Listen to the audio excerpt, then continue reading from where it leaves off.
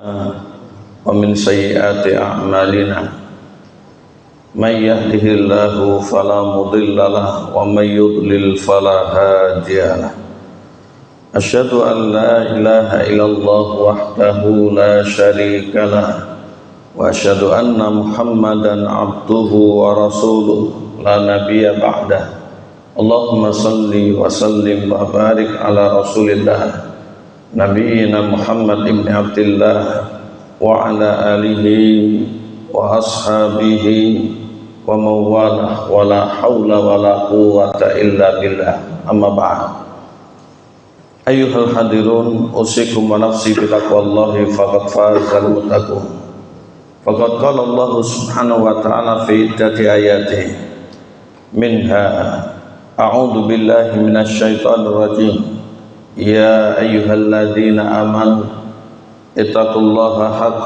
تقاته ولا تموتن إلا وأنتم مسلمون وأيضا ولقد وصينا الذين أوتوا الكتاب من قبلكم وإياكم أن اتقوا الله الآية.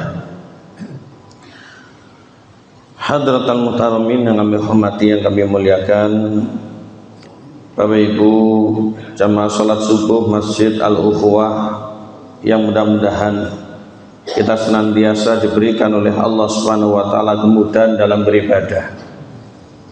Kita memuji syukur dalam kesempatan pagi hari yang baik ini kita kembali dipertemukan oleh Allah di tempat yang sangat kita hormati, kita muliakan. Dalam rangkaian ibadah kita tegakkan sholat subuh dengan jemaah yang kita berharap menjadi amal baik yang akan memberatkan timbangan kebajikan kita di hari kiamat. Karena sholat subuh itu nilainya luar biasa. Sholat sunnahnya saja didawuhkan oleh Nabi sebagaimana dalam hadis sahih riwayat Imam Muslim, rakaatul fajri khairun minad dunya ma fiha. 2 rakaat subuh itu jauh lebih baik kalau dibandingkan dengan dunia beserta seluruh isinya, apalagi dengan sholat subuhnya. Namun juga ada konsekuensi, ketika sholat subuh ditinggalkan itu dosanya juga besar sekali. Oleh karena itu dalam keagungan sholat subuh itu banyak hal yang diungkapkan oleh ulama. Pertama, pahalanya besar. Yang kedua adalah dipersaksikan oleh malaikat sehingga malaikat hadir dalam subuhan seperti ini. Yang ketiganya adalah bahwasanya sholat subuh itu merupakan sholat jaminan selamat dari neraka, juga menggandenginya sholat asar, walaupun semua sholat itu juga merupakan sebab keselamatan dari kiamat. Kemudian yang ketiganya, sholat subuh ini sholat yang akan membedakan antara orang beriman dengan orang munafik, sehingga orang-orang yang hatinya masih ada kemunafikan, dalam perbuatannya itu ada jerat-jerat kemunafikan, berat untuk melaksanakan sholat subuh apalagi jemaah. Dan masih banyak keutamaan yang lain, termasuk diantaranya dari sisi kesehatan dan seterusnya, yang mudah-mudahan semuanya itu menjadi milik kita. Allah Subhanahu wa taala memperbaiki sisa umur kita yang tidak tahu sampai kapan ini. Mudah-mudahan sampai nanti kita tetap teguh istiqomah, saged subuhan jemaah, bahkan sampai dengan akhir hayat yang baik yang kita harap. Mari untuk kita jemput husnul khotimah. Allahumma amin. Kita bersalawat untuk Nabi afdhalus salat wa taslim wa ala alihi wa ashabihi ajmain. Bapak Ibu, melanjutkan rutinan majelisan sirah nabawiyah, kita masih berada di hijrahnya Nabi. Nggih napa leres? Napa supe? Nggih nggih. Artinya betul. Ya, artinya betul. Kita lanjutkan hijrahnya Nabi ketika beliau sudah berada di Madinah, namun belum tiba di Yathrib yang dimaksud Madinah sekarang, tapi beliau sudah tiba di Kuba. Ya, beliau sudah tiba di Kuba. Di Kuba itu Bapak sekalian juga banyak orang Islam yang dulu Nabi tiba di sana kemudian menginap beberapa malam. Beliau mengiringi orang-orang untuk bangun masjid. Beliau mengiringi orang-orang untuk bangun masjid. Setelah itu beliau kemudian beranjak ke Madinah, yaitu Yathrib. Di sana beliau sallallahu alaihi wasallam sudah ditunggu dan dinanti-nanti. Beliau tiba di waktu duha bersama dengan sahabat yang setia, yaitu Abu Bakar As-Siddiq, yang mana disambut genggam gembira oleh masyarakat Islam. Ada yang di atap rumah, ada yang di pohon kurma, ada yang di tempat tinggi. Beliau ditunggu kehadirannya, ditunggu rawuhnya, karena merupakan manusia terbaik yang menjadi dambaan siapapun yang menginginkan bersama dengannya. Kita singkat ceritanya, kemudian Nabi berada di Madinah seterusnya sampai dengan akhir hayat beliau. Sehingga kalau ada wahyu turun dari Al-Quran semenjak hijrahnya Nabi, walaupun itu bukan di tanah Madinah, itu disebut dengan ayat Madaniyah. Kalau surat-surat Madaniyah. Walaupun nanti ketika Nabi haji ada yang turun di Mekah. Pagi hari ini kita akan ngaji tindakan taktis ketika Nabi sudah berada di Madinah atau di Yathrib, Bapak sekalian. Para ulama menyebut ada beberapa hal yang ini juga menjadi perhatian, sehingga kalau kita seperti itu artinya berada di tempat yang baru. Mari untuk kita bergabung, bahkan bisa mewarnai dan menjadi pelopor atau pembuka pintu kebaikan. Baik, Madinah itu tempat yang unik, yang secara geografis itu luar biasa. Yang sudah pernah ke sana mungkin bisa malih, yang belum, kita tidak boleh berhati kecil atau berkecil hati. Kita harus ngedeknya hati, insya Allah ke sana bisa dengan izin Allah Subhanahu wa Ta'ala. Apalagi sekarang ini segala sesuatunya semakin dipermudah. Mari untuk kita dukung pemerintah. Mudah-mudahan Allah semakin memberikan taufik, orang-orang yang baik dijaga, diistiqomahkan, diperbanyak temannya, yang jahat diberikan kesadaran, kalau tidak mudah-mudahan oleh Allah Subhanahu wa Ta'ala disingkirkan. Allahumma amin. Madinah, Bapak sekalian, itu tempat yang secara geografis merupakan tempat di persimpangan antara negeri Syam dengan Mekah sekaligus dengan Yaman. Yang tempat ini merupakan dataran yang luas, tidak sebagaimana Mekah yang dikelilingi oleh perbukitan atau gunung-gunung yang banyak tapi di sisi jauh. Makanya Mekah niku saking ngetan atau mereka gunung-gunung, saking kilen atau mereka gunung-gunung, saking kidul atau mereka gunung-gunung. Jadi ada utara, selatan, timur, barat, lek corong Jawa NKB. Ngalor ngetan, ngidul ngulon, kabeh serba-serbaan kalau orang Jawa. Jadi Madinah ini dikeliling gunung, kecuali sisi utara.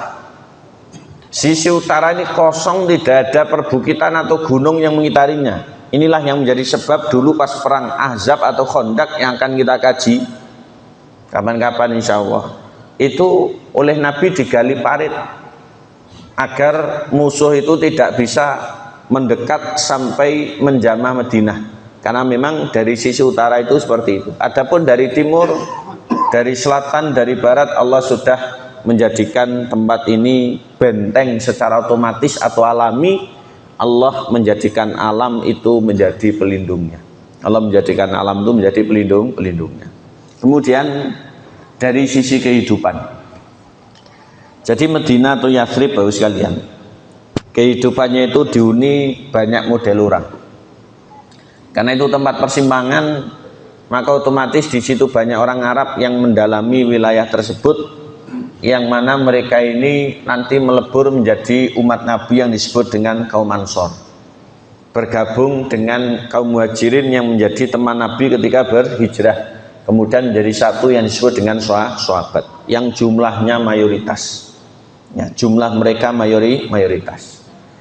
Adapun kelompok lain hidup selain mereka orang-orang Yahudi, dan orang-orang Yahudi ini terdiri dari 3 suku besar.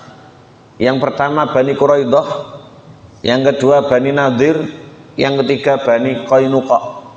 Ini 3 suku besar yang hidup di Madinah dari kalangan orang Yahudi yang namanya sudah ke Arab-Araban. Namanya sudah ke Arab-Araban. Karena dulu ketika disingkirkan oleh Romawi, mereka merangsek ke selatan kemudian hidup di tanah Arab. Orang-orang Yahudi dulu itu seperti itu. Dan ini hidup berdampingan dengan Nabi sampai ada Piagam Madinah.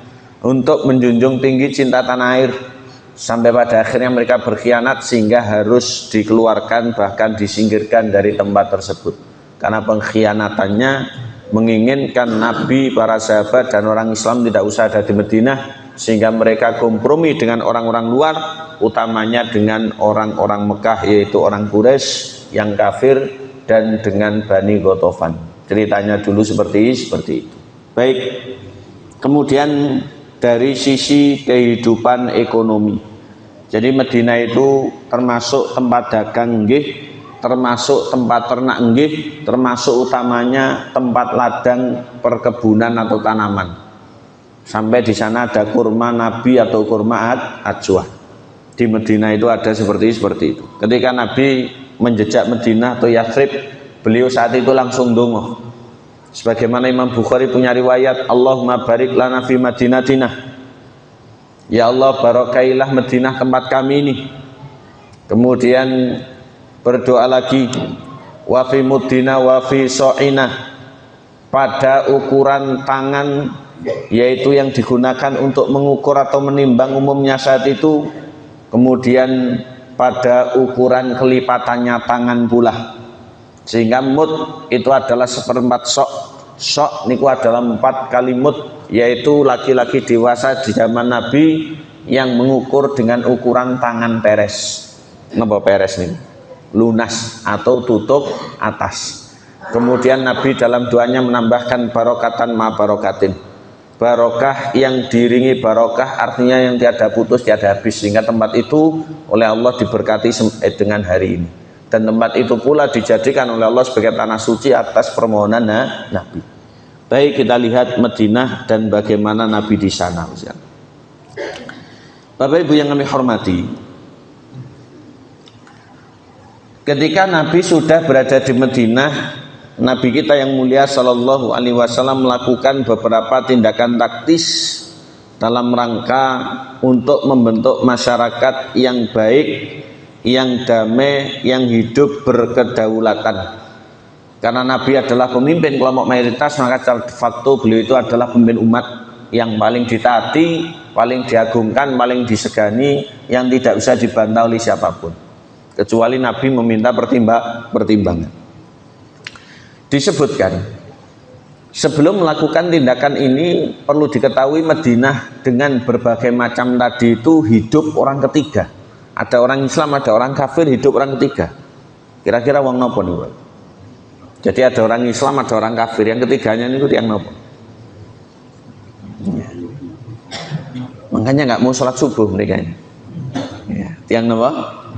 Munafik. Ini yang berbahaya, yang tidak kelihatan. Kalau Nabi majlisan ikut di majelis Nabi, kalau Nabi perang etok-etok ikut di belakang, kemudian ngembosi pasukan yang balik banyak, sehingga merongrong kedaulatan Islam secara umum dan Madinah secara khusus. Makanya orang munafik wajib diperangi, tapi memerangi orang munafik dengan jihad, dengan ilmu agar diri kita tidak muncul kemunafikan dan orang munafik itu tidak kita percayai. Makanya ketika ada ayat yang ke-9, Allah berfirman pada surat At-Tahrim, TTAN juz 28 ini, ya ayuhan nabi jahidil kufar wal munafiqina waghlud alaihim. Allah menegaskan wa ma'wahum jahannam wa bi'sal masir. Wahai Nabi, perangi orang kafir, perangi orang munafik, keraslah terhadap mereka, tempat mereka neraka jahanam, itu seburuk-buruk tempat kembali. Orang kafir diperangi Nabi, tapi orang munafik tidak. Soalnya napa nggih? Maca Islam. Saya beritahu genealogi kemunafikan di Madinah itu bermula dari Abdullah, namanya Abdullah bin Ubay bin Salul, biasa disebut Abdullah bin Salul. Orang ini ketika mati anaknya ngabari Nabi, kemudian oleh Nabi dikirim jubahnya untuk menjadi kafan. Tapi nggih napa saged ngoten munggah swarga? Tidak. Makanya di ayat 145 surat An-Nisa enten ayat yang mengerikan, menjadikan sebuah pelecut agar kita ini berlindung kepada Allah dari kemunafikan. Innal munafiqina fit darkil asfali minan nar. Sejatinya orang munafik seperti itu tempatnya di paling bawah neraka, artinya di inti neraka. Yang dimaksud munafik keyakinan. Kalau munafik perbuatan itu orang banyak jatuh di dalamnya. cok ngapusi, cok belenjani, cok mboten amanah. Ini bukan munafik yang mengeluarkan dari agama, tapi munafik yang mengeluarkan dari agama karena memang dia sebenarnya tidak beragama, munafik hatinya, yaitu seperti Abdullah bin Salul. Ceritanya ngeten. Abdullah bin Salul niku tokoh ya. Abdullah bin Ubay bin Salul niku tokoh. Yang namanya tokoh jelas banyak hal-hal yang tidak ingin untuk ditinggalkan atau banyak hal-hal yang memang tidak sama dengan yang lain. Ketika santer kedatangan Nabi Muhammad, maka tokoh ini mulai mikir-mikir dengan pertimbangan untung rugi. Ya. Ketika Nabi Muhammad sudah hadir betul, sudah rawuh di Madinah, pikirannya ini tambah berkecamuk. Lek aku nglawan malah jeleput, lek aku melok jadi anak buahnya, mikir. Ya, mikir seperti itu.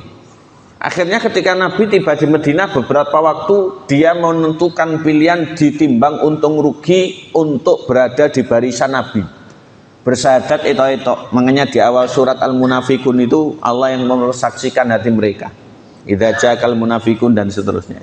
Maka dikatakan dia ini munafik, yang munafiknya adalah keyakinannya di hadapan Nabi masuk Islam itu. Masuk Islam pura-pura.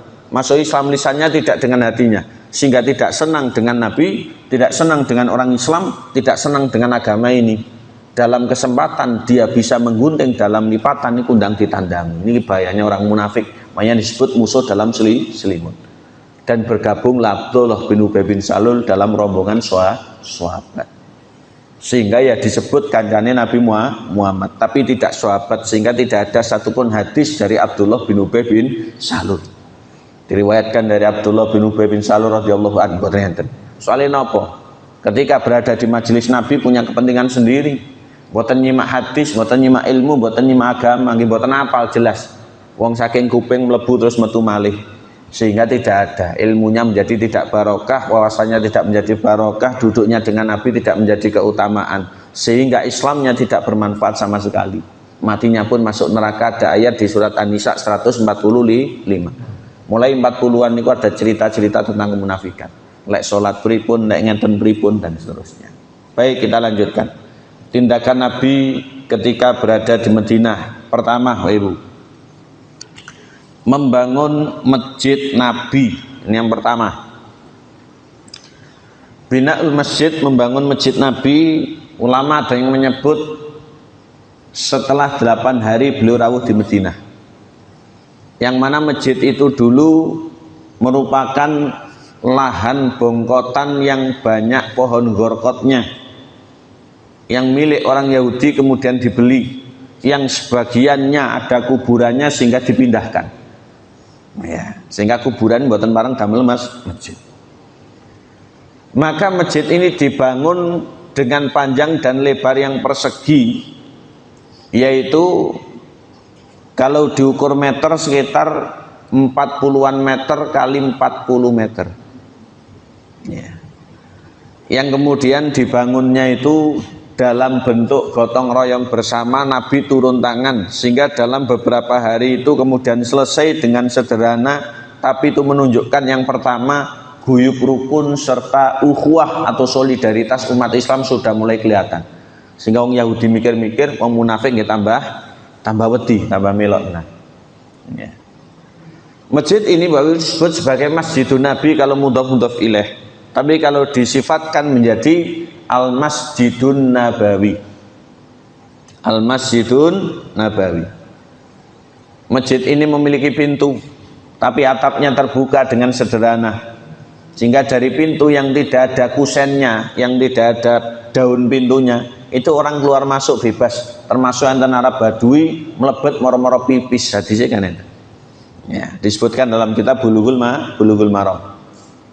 Masjid ini dibangun oleh Nabi, tujuannya yang pertama menjadi pusat peradaban, yang kedua menjadi pusat ibadah, yang ketiga menjadi pusat taklim atau dakwah, yang keempat menjadi rahmatan lil alamin. Sehingga masjid kita itu tujuannya seperti itu. Ya. Agar punya sisi manfaat. Kemudian masjid ini ketika ada syariat sholat jemaah dipimpin langsung oleh Nabi, sampai beberapa waktu nanti ada syariat sholat Jumat dikhutbahi oleh Kanjeng Nabi. Ya, dikhutbahi oleh Kanjeng Nabi. Sehingga secara tidak tertulis takmir yang di Kanjeng Nabi. Jadi takmir yang memegang urusan kewenangan dalam hal pemerintahan masjid itu adalah Kanjeng Nabi, disebut takmir. Kalau takmir yang memakmurkan pimpinannya di Kanjeng Nabi diikuti oleh umat. Sehingga takmir itu terbatas orang yang tertulis. Tapi lek takmir kita umat Islam wajib sedangkan makmurkan masjid. Tapi lek takmir nggak nakmir ini nggak repot. Ya, karena tanggung jawabnya adalah makmurkan. Sehingga ada dua istilah. Takmir itu istilah ngongkon-ngongkon yang ngurusi masjid, kemudian takmir yang makmurkan itu warga pada umumnya. Dan semuanya punya kesempatan untuk meraih pahala. Boten golek takmir ganjaran luwih gede begitu ya. Golek takmir lungguhe kudu ngarep dhewe mboten. Semuanya ini punya kesempatan yang sama. Karena Allah itu maha adil. Baik, kita kembali ke Masjid Nabi. Jadi ukurannya tadi itu 40 meteran, kurang lebih disampaikan itu 100 hasta. 100 kali 100 berarti sekitar 40-an meter kali 40 meter. Dinding Masjid Nabawi dulu itu terbuat dari tanah yang kasar atau tanah yang atos. Kemudian dijadikan dinding, istilah ini dilepo.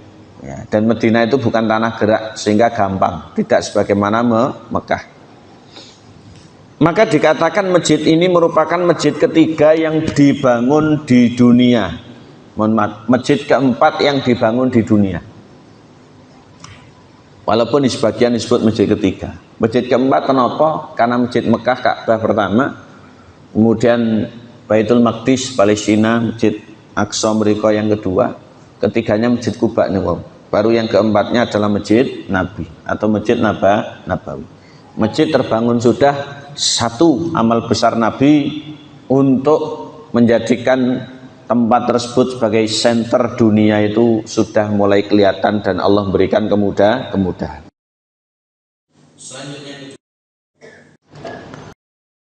Setelah membangun masjid, Nabi melakukan namanya muakhad, yaitu saudarakan laki-laki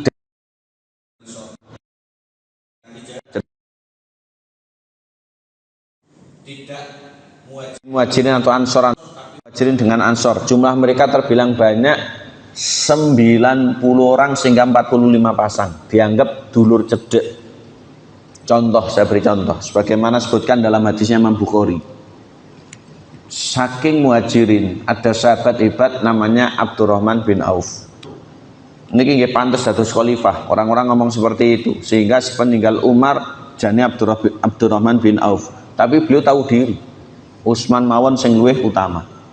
Sehingga Utsman itu sebelum meninggal wasiat Abdurrahman bin Auf yang menjadi khalifah berikutnya. Tapi Abdurrahman bin Auf donga dan raudhah, lebih baik mati daripada menjadi khalifah. Beda dengan orang sekarang. Berat jadi tak mati ya. Ya. Jadi lebih baik mati ketimbang jadi khalifah. Betul. Dikomentari oleh Imam Dhabi dalam kitabnya Syiar Al-Alamin Nubala. Itu beliau wafat 6 bulan sebelum wafatnya Utsman bin Affan mana. Jadi setelah itu 6 bulan. Baru kemudian nanti wafat Utsman bin Affan yang memberikan wasiat. Radhiyallahu anhu. Mudah-mudahan Allah meridhai para sahabat. Abdurrahman bin Auf ini, sekalian, sosok yang kaya raya di Mekah, orang terpandang, yang inggih ganteng, yang inggih alim, yang inggih sugih, yang inggih paweh. Di Madinah oleh Nabi dipersaudarakan dengan Sa'ad bin Rabi. Alisinten Sa'ad bin Rabi. Sa'ad bin Rabi ini juga kaya raya. Ketika dua orang sudah dipersaudarakan sehingga raket, kemudian ditari oleh Sa'ad bin Rabi. Saudara saya Abdurrahman bin Auf, iya, sampean mau apa? Tinggal tunjuk tak kasih. Di pasar-pasar itu banyak milik saya. Kemudian di ladang-ladang itu banyak aset saya. Bahkan saya punya 4 istri, kalau sampean mau tak kasih 1. Pilih yang mana? Nanti tak ceraikan setelah masa iddah sampean nikahi. Niki Sa'ad bin Rabi mengabari Abdurrahman bin Auf, tapi Jamalul Huwah, bapak-bapak utamanya sing guyu. Ya. Berarti bapak-bapak ini memang kalau ada nikah-menikah itu suweneng nggih. Kuwatir kula lek pas buwuh monting jenengan ya. Mari untuk ngaji ini kita tingkatkan hubungan harmonisasi di keluarga. Karena keluarga ini soko guru negara, bahkan soko guru agama. Dengan itu kalau kita baik di keluarga ini, insya Allah ibadah pun baik, semuanya serba lancar. Ya, karena banyak masalah itu muncul dari keluarga awalnya. Sehingga saya ini kalau pas bertugas kemudian menjadi konsultasi rumah tangga, konsultan rumah tangga, mesti selalu saya wasiatkan. Pasangan yang ribut itu saya suruh kumpul kalau pulang ke rumah. Besok harus keramas subuhan. Kenapa? Karena banyak orang mengatakan jin itu mengganggu rumah tangga orang Islam. Termasuk dalam hadis pernah disebutkan iblis diantaranya dalam kitab Talbis Iblis itu. Iblis itu memberikan apresiasi setan dari bangsa jin yang bisa merusak pagerayu rumah tangganya orang beriman. Baru diberikan mahkota. Oleh karena itu dengan semakin kita ngaji mudah-mudahan semakin sakinah mawaddah warahmah. Allahumma amin. Tapi Abdurrahman bin Auf itu tahu diri. Beliau radhiyallahu an menolak. Tidak saudaraku, ya, tidak.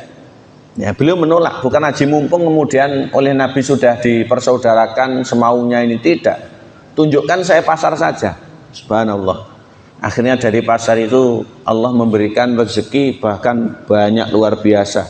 Sehingga pernah di Madinah itu ada 1000 unta lengkap dengan bawaannya, sampai didatengkan malam-malam ben botoken kita uang. Kita asik mawon kita uang. Ini Abdurrahman bin Auf menjaga keikhlasan, tapi kita asik mawon viral. Aisyah menceritakan hadis ini. Ternyata itu milik Abdurrahman bin Auf untuk mendukung agama. 1000 unta dengan kelengkapannya. Radhiyallahu anhu. Memang layak Abdurrahman bin Auf itu satu dari deretan 10 sahabat yang dijamin surga. Kembali kepada persaudaraan dua sahabat ini. Kisah akhir hayat dari Sa'ad bin Rabi' itu ketika perang Uhud. Disampaikan oleh Zaid bin Sabit sebagaimana dikutip dalam kitabnya Imam Dhahabi Syiar Alamin Nubala. Ya.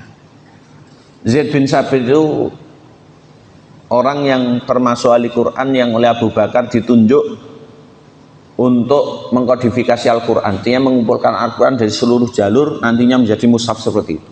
Dan ini jemaah sahabat, tidak menyalahi aturan agama. Nah, ketika Nabi masih hidup, Zaid bin Sabit itu pernah diberikan titah oleh Nabi. Ketika perang Uhud selesai, yang kurbannya umat Islam itu 70-an, yaitu 73 sampai 76. Maka diperintah mencari Sa'ad bin Rabi', tanya kabarnya. Ternyata beliau itu berada di atrofil jarha, di ujungnya para kurban. Padahal ini orang besar, sik melok jihad. Cara ngirim wakil ngoten istilahnya nggih, kasih saged bayari. Tapi ya tetap ambil bagian ini menunjukkan jihad itu tak agungnya ibadah ini. Ya. Oleh karena itu jihad ini merupakan ibadah yang puncak, sehingga disebut dengan dzirwatus sanam. Makanya Nabi bersabda dalam hadis Imam Muslim itu dzirwatus sanamil jihad. Puncaknya ibadah dalam Islam itu jihad. Ya, tapi ada ilmunya, ada caranya, harus niat benar. Kalau tidak nanti malah tidak rupa-rupa. Termasuk cerminannya zaman sekarang kerja bakti orang tahu yang jihad angel. Ya. Oleh karena itu hal-hal yang kolektif yang baik ini perlu untuk kita dukung. Di ujungnya para kurban didatangi oleh Zaid bin Sabit. Ditanya kabarmu bagaimana wahai Sa'ad bin Rabi'? Dijawab, saya seperti ini. Dapat salam dari Rasul. Iya, salam untuk beliau, salam pula untukmu. Sehingga kirim salam itu boleh. Rasul bertanya, bagaimana keadaanmu? Jawabannya, saya sudah mencium bau surga. Saya sudah mencium bau surga. Mboten awak lorok kabeh kek wedi mati mboten. Saya sudah mencium bau surga. Ini diantara karomah tersendiri serta nikmat Allah bagi orang-orang yang kan syahid itu memang seperti itu. Saya sudah mencium bau surga. Kemudian beliau berpesan. Sampaikan kepada orang-orang. Jangan sampai Nabi kenapa-napa sedangkan mereka tidak kenapa-napa. Artinya kalau mereka utuh, Nabi sampai kenapa-napa, berat tanggungan hisabnya nanti di sisi Allah Subhanahu wa ta'ala. Setelah itu kemudian beliau tidak ada, lemas kemudian meninggal dunia. Dengan luka di sekujur tubuhnya full. Yang menjadi pertanyaan, berarti nggak sempat ditalkin, nggak ngucap la ilaha illallah. Ini memang rumit Bapak sekalian. Ya. Makanya di hadis Nabi riwayat Imam Muslim, lakinu mautakum la ilaha illallah, sunahnya kalau ada orang mau meninggal, sehingga ketika raga sudah tidak kuat itu bimbing mengucap la ilaha illallah. Hanya ulama berkomentar dalam kitab adab, jangan terus nanti malah bingung sekali. Tapi kalau mengucap ucapan lain bimbing lagi sampai nanti akhirnya la ilaha illallah. Ya. Kenapa? Karena ada obsesi tersendiri dalam Islam itu, sebagaimana hadis Imam Abu Dawud, man kana akhiru kalami la ilaha illallah dakhalal jannah. Sinten mawon kalau akhir hayatnya la ilaha illallah masuk surga. Tapi ini gua kok mboten. Ya. Itu tadi kok tidak. Jadi tafsir ulama itu luas. Imam Ibnu Taimin Bapak sekalian berpendapat, memang mengucap la ilaha illallah jaminan surga. Memang ada mati-mati yang memang itu nilainya adalah husnul khotimah. Tapi walaupun tidak sampai mengucap, kalau dia orang Islam mati dalam keadaan baik, membawa iman dan tauhid, ini insya Allah mesti husnul khotimah secara umum. Ini insya Allah husnul khotimah secara umum. Tapi mengucap itu lebih baik lagi. Sehingga dulu itu la ilaha illallah sudah menjadi perbuatan mereka. Sehingga dalam jihad tadi itu sudah tanda husnul khotimah. Dan banyak tanda lain orang mendapatkan pahala husnul khotimah. Baik, kita lanjutkan. Jadi Nabi mempersaudarakan 90 orang dari Muhajirin dan Ansor. Yang ketiga, langkah taktis Nabi berikutnya adalah membentuk atau membuat piagam Madinah yang disebut dengan Sulhul Madinah atau piagam persekutuan. Ada beberapa isi atau poin penting Bapak Ibu yang berbahagia, disebutkan oleh para sejarawan. Poin pentingnya sebagaimana dalam kitab Sirah Nabawiyahnya Imam Ibnu Hisham. Yang pertama, untuk orang Islam mereka satu umat beda dengan yang lain. Yang pertama, karena umat Islam mayoritas. Yang kedua, orang Muhajirin tetap Muhajirin, Ansor tetap Ansor, agar nasab gak campur, tapi menyatu dalam sahabat. Ini yang kedua. Ya. Yang ketiga, orang yang beriman tidak akan membiarkan saudaranya susah. Yang ketiga. Jadi kaum mukminin itu tidak boleh membiarkan saudaranya susah. Ya. Yang ketiga seperti itu. Yang keempat, orang yang beriman akan selalu menegakkan keadilan dan kebenaran, sehingga orang-orang yang menyimpang itu ya diluruskan dengan amar ma'ruf nahi mungkar, bagiannya nasihat dan dakwah, kalau tidak bisa diberikan sanksi. Sedikit bekal tentang ini Bapak sekalian.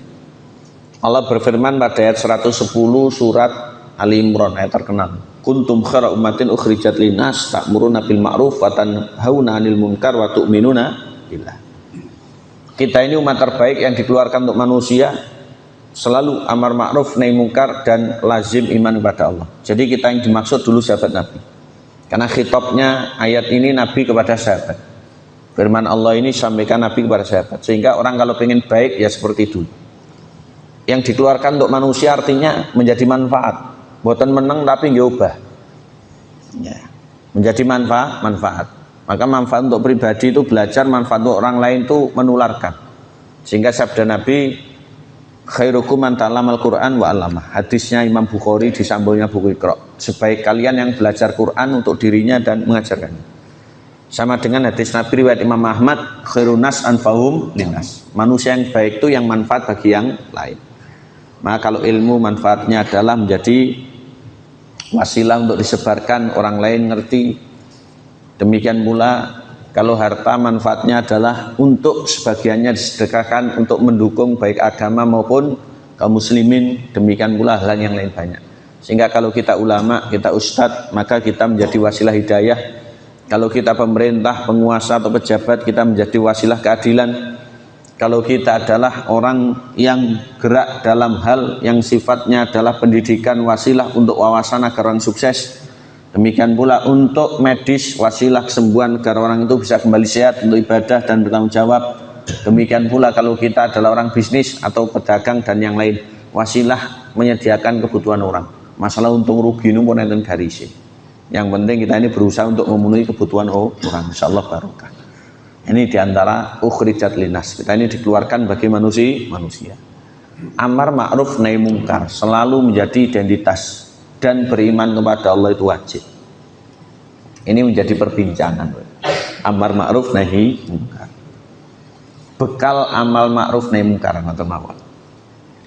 Jadi orang yang amar ma'ruf, ulama ngendikakan harus 3. Pertama,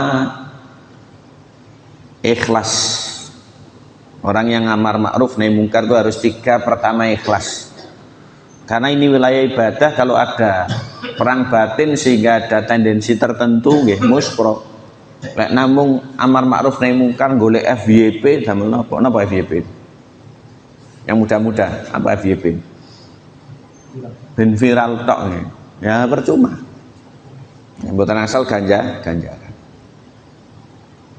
Yang kedua, orang yang beramar ma'ruf nahi mungkar itu harus ngilmu, artinya punya dasar ilmu. Karena segala sesuatu itu dasarnya adalah ilmu. Kalau tidak nanti bahaya. Yang ketiga, bisa menjadi teladan. Jadi diandalkan budi pekertinya. Ngejak tapi ora tau nglakoni, ngelarang tapi malah sih nglakoni wis saged. Ya, itu kapasitasnya orang amar ma'ruf nahi mungkar. Adapun untuk ingkar mungkar, kita fokus pada merubah yang buruk sendiri, itu ada 2. Yang pertama, harus jelas kalau buruk itu buruk. Sebagaimana kalau ngajak benar, ngajak baik, ini memang kebaikan yang disepakati. Karena kalau itu sengketanya ulama, nanti akan ada perdebatan. Kemudian, yang keduanya, jangan menimbulkan bahaya lebih besar atau kemungkaran lebih banyak. Artinya di situ punya sudut pandang, sehingga orang alim itu kata Ibnu Taimiyah, ya'riful khaira khairan wa syarra syarran, ngerti baik mana yang lebih prioritas, buruk untuk ditanggulangi mana yang lebih prioritas. Sehingga kadang orang nggak bisa merubah yang mungkar, tapi mengisolir atau mengelokalisir, dijarakan benar merantak niku nggih pun sae. Ya, dijarakan tidak merantak ini juga sudah bagus. Ya, ini diantara 5 yang harus diketahui oleh orang yang amar ma'ruf nahi mungkar. Yang kelima, isi piagam Madinah, persatuan untuk menentang kemungkaran atau kesalahan tadi. Selain amar ma'ruf nahi mungkar, dakwah, nasihat, kalau tidak sanksi, maka yang kelimanya itu adanya penentangan, artinya menganggap itu ya begitu, walaupun yang melakukan itu adalah saudaranya bahkan keluarganya sendiri. Soalnya memang orang itu diuji, untuk orang lain kadang tegas, tapi lah untuk keluarga enten sing alum langsungan ya. Orang itu diuji ya. Oleh karena itu Umar bin Khattab itu, mohon maaf, Abu Bakar itu pernah berkata pada Aisyah, sebagaimana dalam hadisnya Imam Bukhari di kitab Adabul Mufrad ya, orang yang paling kucintai itu adalah Umar. Padahal Abu Bakar ini nggak ada putri Aisyah, tapi Umar lebih dicintai ketimbang Aisyah. Itu menunjukkan bahwasannya ada skala prioritas dalam agama, dalam walak, dalam loyalitas ya, dalam walak, dalam loyalitas. Umar lebih utama ketimbang Aisyah. Berikutnya yang ke-6, orang beriman tidak boleh membunuh orang beriman karena membunuh orang kafir ya. Orang beriman tidak boleh membunuh orang beriman karena membunuh orang kafir. Yang ke-7, tidak kerjasama dengan orang kafir atau di luar Islam untuk melawan orang Islam ya, orang munafik tadi melakukan ini semuanya ya, melakukan ini semuanya. Yang ke-8, tanggungan Allah itu satu diberikan kepada siapapun, walaupun itu orang lemah. Maksud tanggungan di sini perlindungan. Jadi kalau benar ya dilindungi, walaupun lemah. Biasanya malah yang lemah ini yang benar. Terdolimi itu yang dilindungi. Itu selalu ditegakkan oleh Nabi. Abu Bakar juga demikian. Sehingga Abu Bakar itu ketika didaulat menjadi khalifah pengganti Rasul, langsung ngomong di depan publik, yang kuat itu yang lemah menurut saya. Haknya diambil, tak kek nih, tak jiko neh. Ini diantara pesannya Abu Bakar As-Siddiq. Yang kesembilan, orang Yahudi yang ikut hidup di Madinah tidak mendapatkan perlakuan yang sama, artinya perlindungan Islam, namun tidak boleh ditindas dan didolimi. Ya, namun tidak boleh ditindas dan didolimi, sehingga hidup bersama, agar mereka juga punya perlindungan satu dengan yang lain mereka. Ya. Yang ke-10, kondisi damai itu satu di tangan Nabi, sehingga tidak boleh orang lain itu membuat acara sendiri. Ya, artinya keluar dari persatuan, tidak boleh. Makanya kalau ada perang itu sebagian orang Yahudi ikut dalam dasar membela tanah air. Ya, dalam perang Uhud ada yang ikut, dalam perang Azab ada yang ikut, dan seterusnya. Yang ke-11, orang beriman bisa menjamin atau menanggung sesama mereka. Ya. Sehingga ada orang beriman, ada apa begitu, kemudian ada yang bisa menjamin, silahkan. Itu dibolehkan dalam Islam.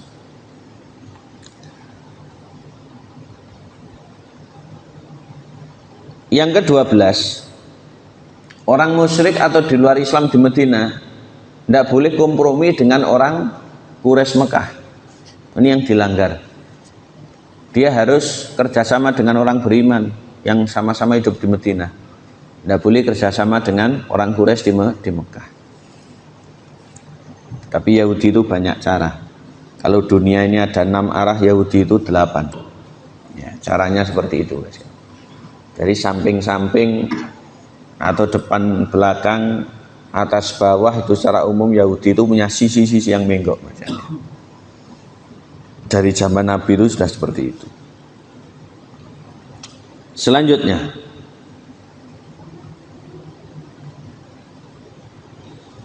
yang ke-13, pembunuhan dihukum qisas. Pembunuhan dihukum qisas. Yang ke-14,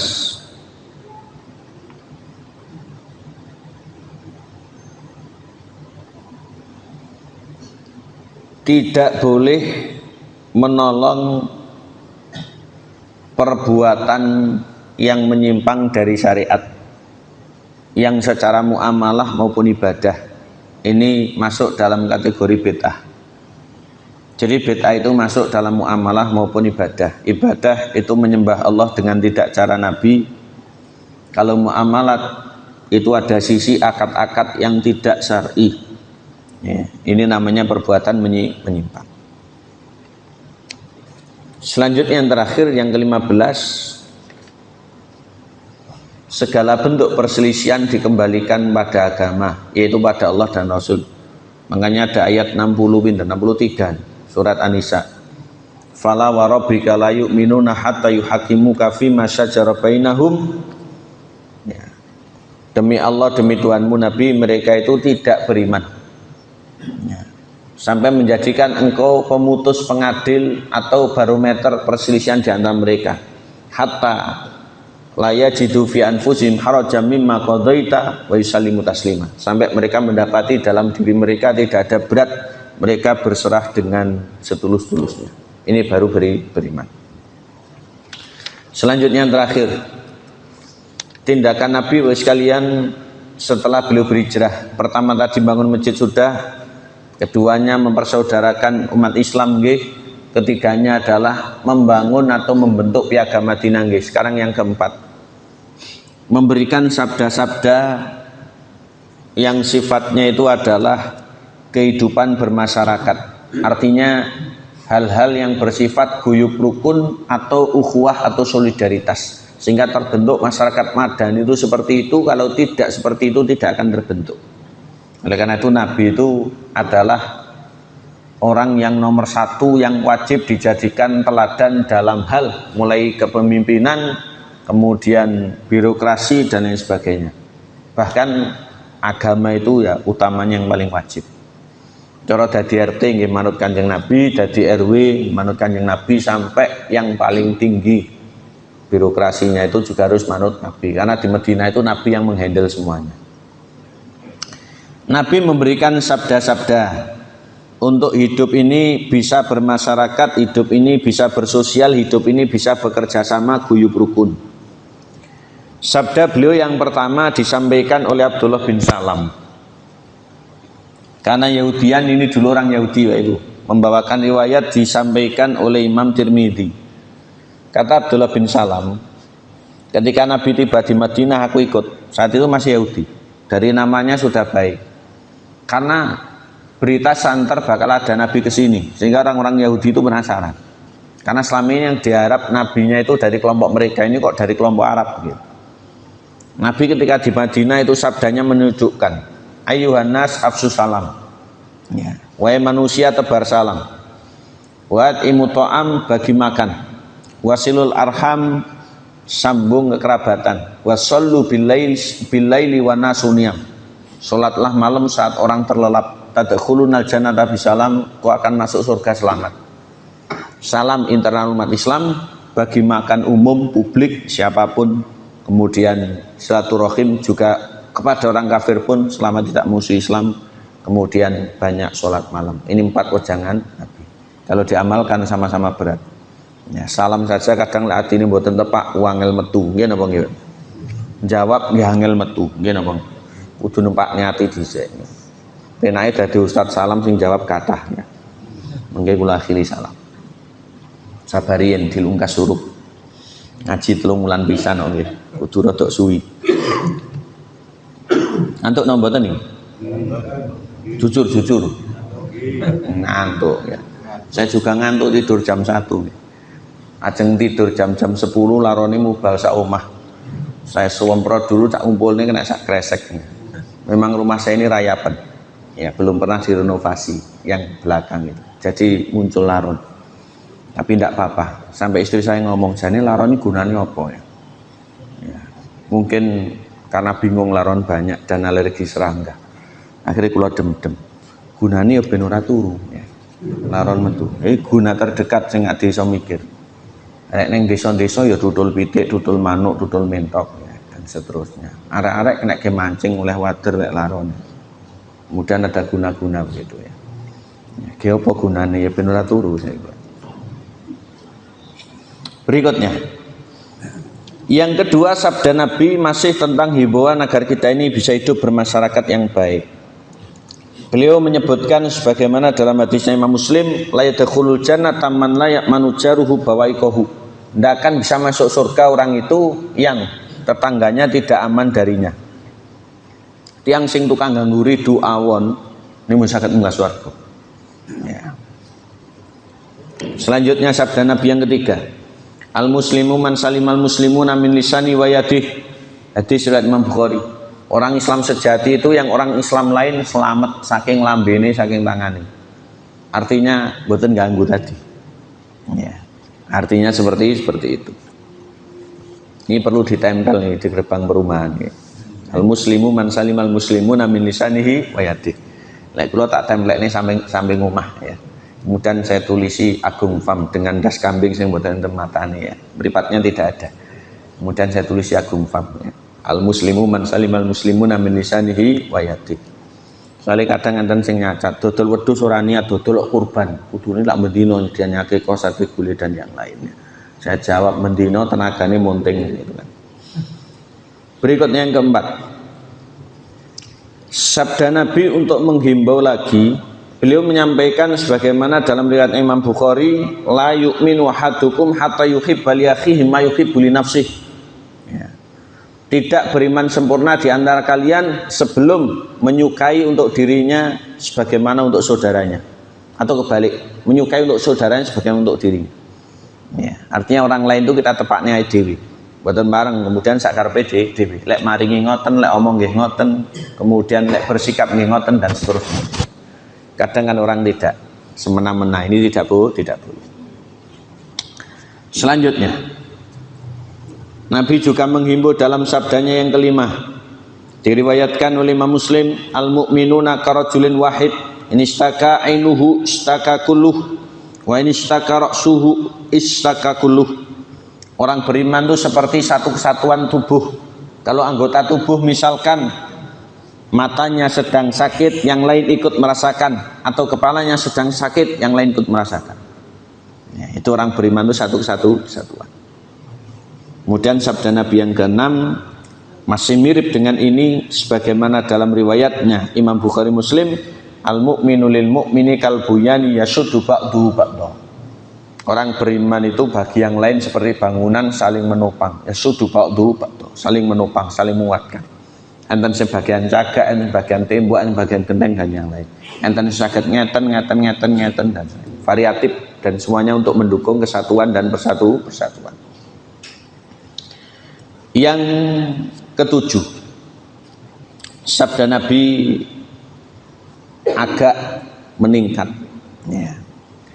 Diriwayatkan sebagaimana dalam hadisnya Imam Bukhari. Beliau berpesan, la tabaghadu wa la tahasadu wa la tadabaru wa kunu ibadallahi ikhwana wa la yakilu li muslimin an yahjura akhahu fawqa salasati ayamin.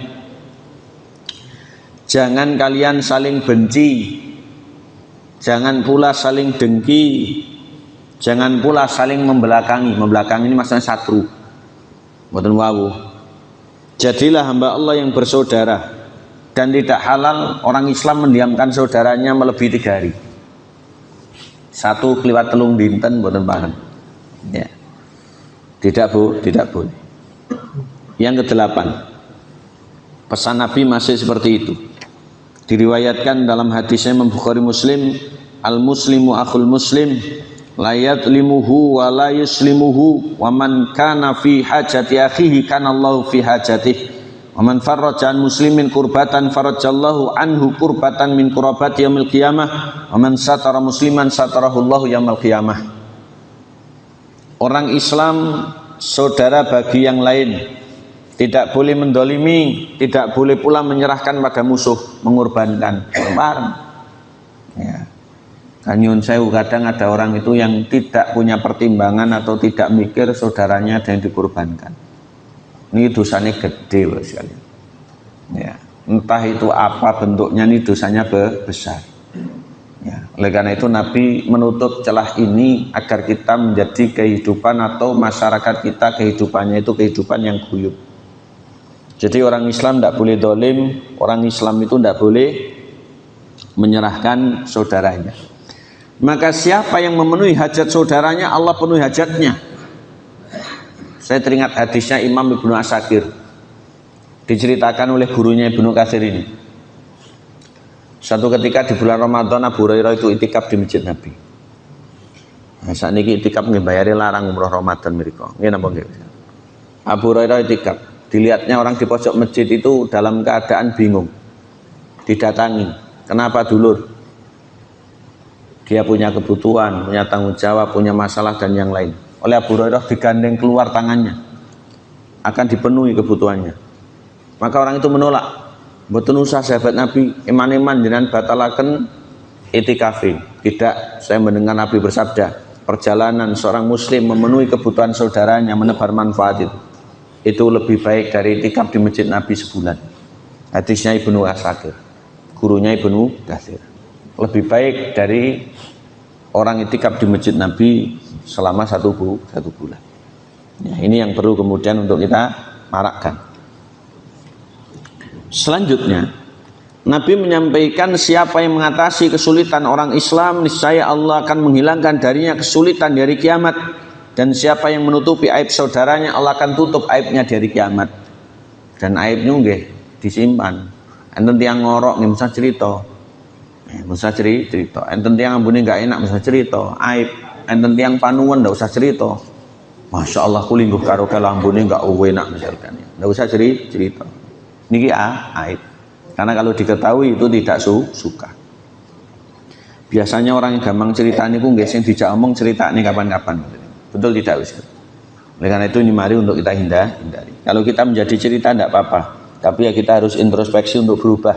Tapi kalau itu memang gawan keruat masyarakat berubah, ya kita banyak doa saja. Berikutnya nomor pinten iki? 9. Sabda Nabi lagi diriwayatkan oleh Imam Abu Dawud, irhamu man fil ardi yarhamukum man fis sama. Sayangilah yang di bumi, kau akan disayang di langit. Ini untuk menebar kasih sayang. Sabda Nabi lagi yang ke-10 sebagaimana dalam hadisnya Imam Bayhaqi, laisal mu'minu billadzi yasfa'u wajaruhu ja'un ila janibih. Bukan orang beriman betulan kalau tetangganya dalam keadaan lapar sedangkan dia kenyang. Ya. Ngejarakan tiang kaliran ini buatan yang Islam yang benar. Ya beriman tapi tidak sempurna iman. Selanjutnya yang 11, sabda Nabi lagi lebih naik lagi intensitasnya. Sebagaimana dalam hadisnya Imam Bukhari, sibabul muslim ay sibabul mu'min fuskun wa qitaluhu kufrun. Mencela orang beriman itu kefasikan, dosa besar, kemudian membunuhnya itu kekafiran. Ya, membunuhnya itu kekafiran. Kemudian yang terakhir yang ke-12, sabda beliau sebagaimana dalam hadis diriwayatkan oleh Imam Abu Dawud lagi, ayyuma muslimin kasa musliman thauban ala uryin kasahullahu min khudril jannah wa ayyuma muslim at'ama musliman ala ju'in at'amahullahu min thimaril jannah wa ayyuma muslimin saqa musliman ala dhama'in saqahullahu minar rahiqil makhtum. Kalau ada orang Islam memberi pakaian saudaranya, maka Allah memberikan pakaiannya berupa khudrin fil jannah. Khudrun itu sutra hijau. Ya. Khudrun itu sutra hijau. Ya. Sutra hijau itu merupakan sutra yang mewah, yang bagus. Ya. Yang saya sampai dengan hari ini jarang paham sutra. Sehingga ada sutra hijau, sutra biasa, sutra halus dan yang lain. Itu di dunia dilarang bagi laki-laki mengenakannya karena merupakan barang mewah dan terlalu mewah. Ini kebiasaannya orang-orang Persia ya. Tapi nanti bagi kita di surga, sehingga diberi hijau kalau orang memberikan pakaian bagi saudaranya. Ya mungkin tidak mewah, masih ngeriadin ngedum sarung setunggal ya. Tahun ngajeng enten rezeki sak podi, tahun ngajeng malih enten rezeki sak kampung lepas mudik. Paling tidak kita punya niat dulu. Siap nggih Bapak Ibu? Sing biasa mawon, sing pantes damel salat.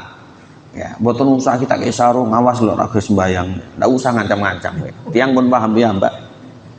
Ya, tiang pun paham ya, Mbak. Meningkat lagi tahun ngajeng enten kopiahe, meningkat lagi enten baju takwoe dan seterusnya. Walaupun orang kok aku rasa kayak apa-apa karena duwe, biasa seperti itu. Ya, jadi harus ada niatan. Ya, harus ada niatan. Saya itu pernah ketemu orang bakul mie ayam. Lek sholat sembahyang nonton gerobake ditinggal. Duwike mboten dikancing. Mbahku lek duitmu ilang malah dadi perkara ya. Kersane. Ya, yang bersangkutan ternyata tidak main-main. Saya ini senang belajar suluk atau tazkiyatun nufus pada model orang yang mungkin sudah mengalami sebelum membaca. Saya tanya, kupian yang ngaji ini tempuh di zaman. Ulo lek ngaji dalu disebut satu tempat begitu. Duka ngaji kitab nopo ya. Sing dikaji nopo ya. Dikaji akhlak. Ya. Akhirnya dadi nopo itu kan. Jadi memang orang itu ya macam-macam. Ada orang begitu kelihatannya mungkin kita pandang biasa-biasa. Tapi dia punya komitmen lek tumbas suwal kudu tumbas loro. Yang satu ini untuk orang lain. Tumbas baju nggih dua, yang satu untuk orang lain. Niki berat. Nggih napa nggih? Ada sebagian orang lek tumbas lek iso aja padha timbang kesaingan. Betul tidak? Ini malah harus beli dua untuk orang lain. Bahkan cerita lagi, malah ada yang lebih dari saya, seniornya. Napa?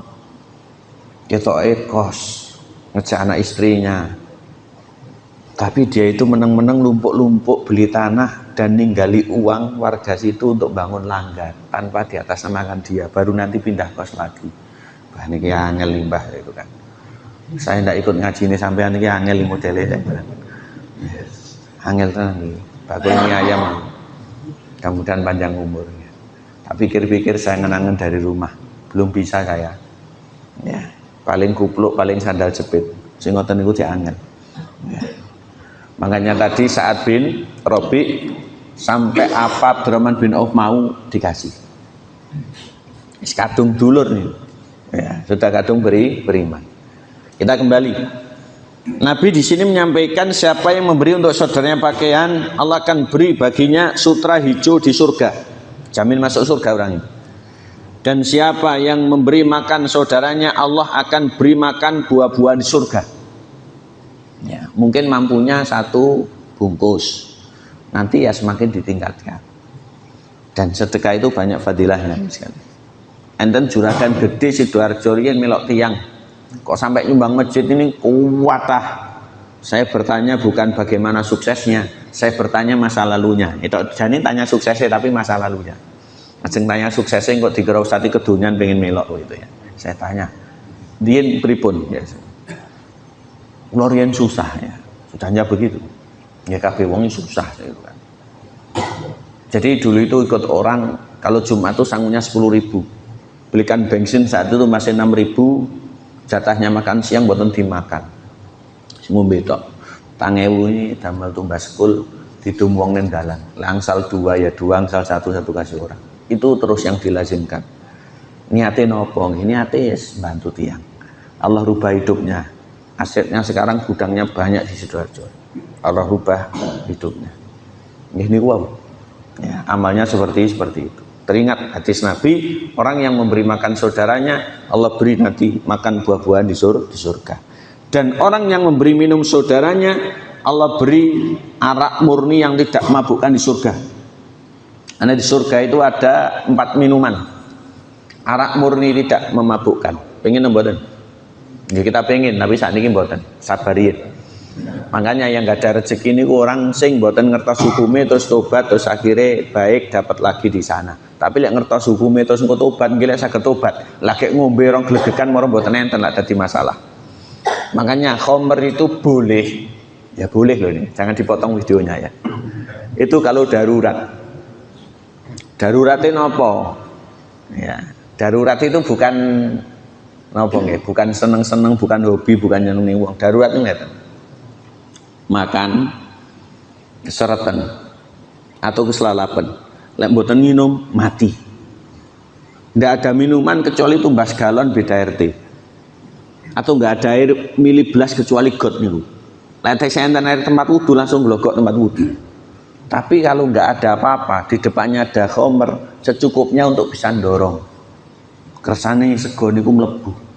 Tapi lek krasa enak kok tambah. Atau berharap keseretan nah ya tak ngono ya ini memang dosa ini sudah. Jadi daruratnya itu sampai seperti itu. Sehingga Islam ini betul-betul menutup celah hal-hal yang tidak. Misalnya khamr ini memabukkan. Jadi Allah akan memberikan minum khamr bagi ahli surga yang tidak memabukkan. Enten malih air madu yang murni. Kemudian air susu yang murni. Enten malih air yang segar. Enten malih air yang segar. Mudah-mudahan semuanya itu menjadi milik kita. Allahumma.